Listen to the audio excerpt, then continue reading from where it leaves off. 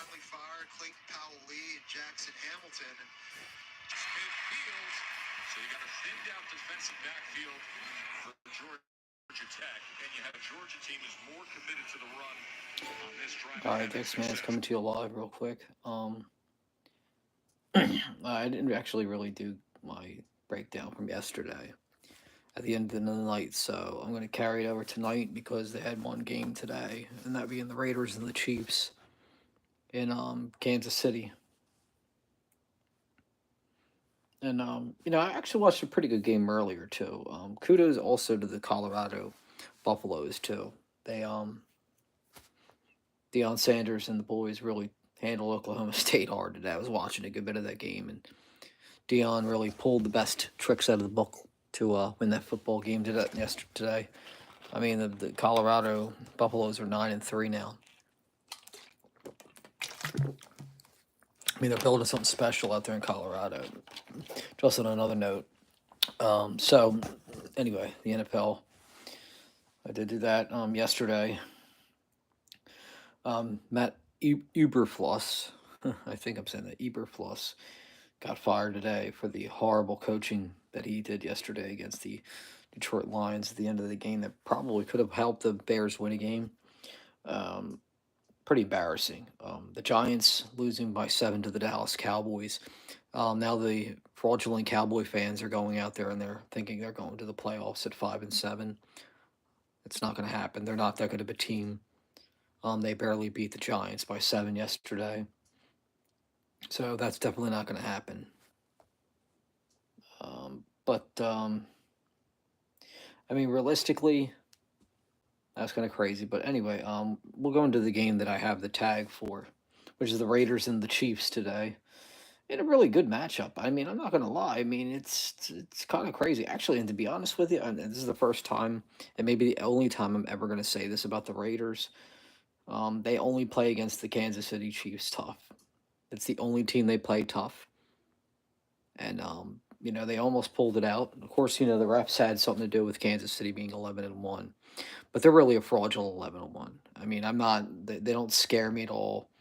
Um, Truth of the matter is, Pat Mahomes had 306 yards, but Aiden O'Connell had 340 with 2 touchdowns. Now picture that one.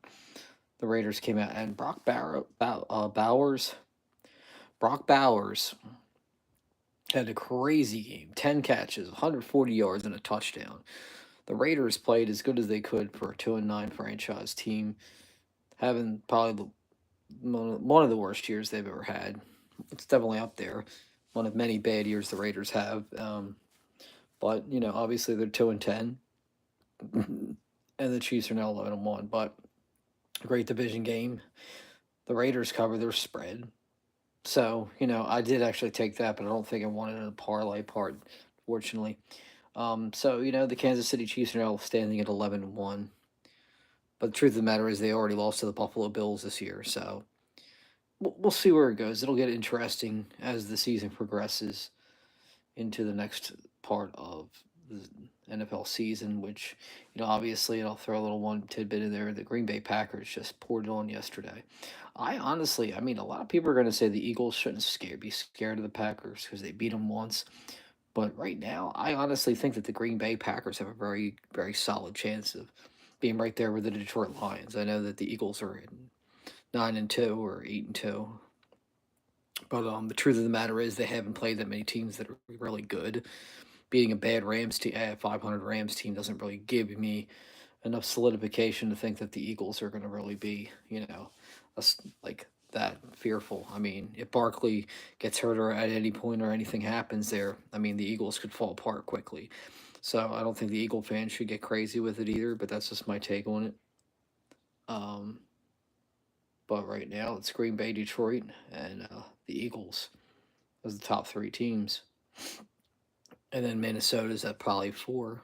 Or actually, Minnesota's actually ahead of Green Bay, surprisingly. And they got Daniel Jones to try to make it interesting. So it's really a 4-team race in the NFC right now. And like I said, the Chiefs with the win today, they now become 11-1. The Raiders, they gave it all they could. I knew they were going to keep this a close game. I knew they weren't going to just go out there and get blown out on a Friday night. I had the feeling that it was going to be a pretty seasonal game. Um, so that's good. Um, so yeah, and Colorado Avalanche or Colorado Avalanche, Colorado Buffaloes handled business at 52-0 today. I mean, the team they played though was Oklahoma State was not. They're just a rebuilding team, and that quarterback for Oklahoma State was probably one of the worst quarterbacks I've ever seen. He reminded me of Kyle Bowler, a guy that had a job as a starter that never could throw the football.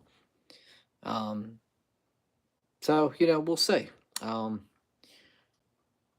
Obviously, the Raiders are going to need to make a lot of changes next year. The Chiefs are going to keep going, going, going.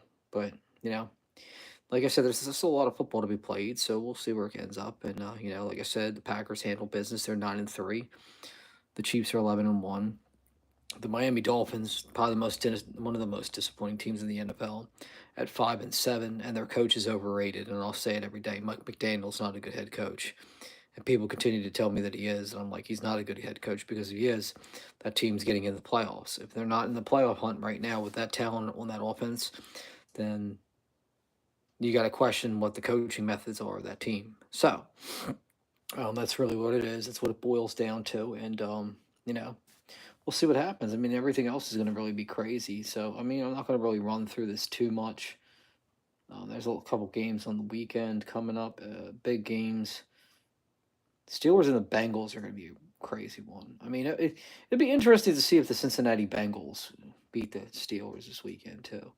I don't know. We'll see what happens there. The Texans are holding in there, but they're kind of like on life support.